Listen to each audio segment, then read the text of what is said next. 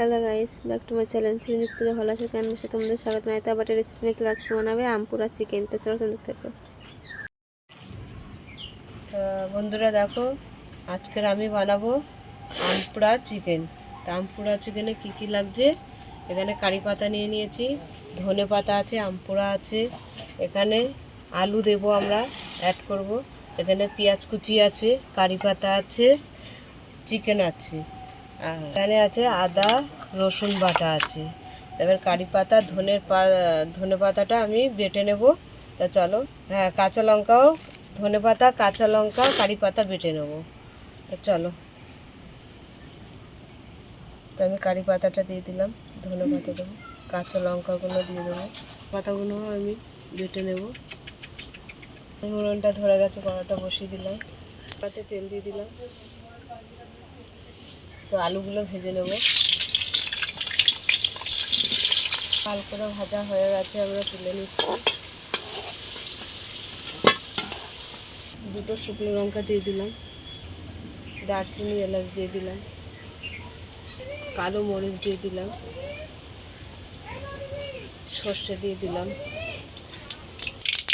কারি পাতা দিয়ে দিলাম দুটো ডাল, পেঁয়াজ কুচি দিয়ে দিলাম। তো চিকেনটা পেঁয়াজের সঙ্গে ভেজে নেবো, একটু দিয়ে দিলাম। পেঁয়াজের সঙ্গে চিকেনটা একটু ভেজে নেবো। তো আদা রসুন বাটা আলাদা আমরা বেটে নিয়েছিলাম, দিয়ে দিলাম। ধনে পাতা কাঁচা লঙ্কা কারি পাতা, স্বাদ মতো নুন দিয়ে দিলাম, ভাজা আলুটাও দিয়ে দিলাম।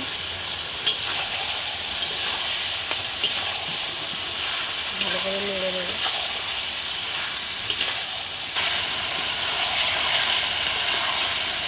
পুরাটা আমরা মিক্সিতে পেস্ট বানিয়ে নিয়েছি, দিয়ে দিলাম। ভালো করে কষে নেব।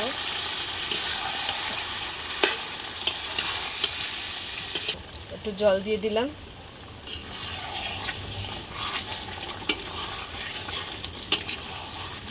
চাপা দিয়ে দিলাম, চাপা দিয়ে দিলাম। তো ঢাকাটা খুলে দিলাম।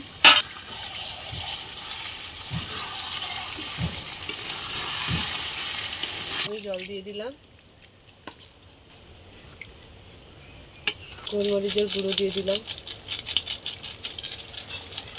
গরম মশলা দিয়ে দিলাম,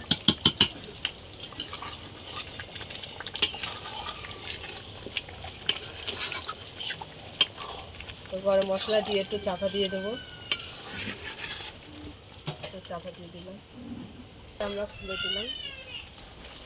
চিকেন হয়ে গেছে, আমরা নামিয়ে নিলাম।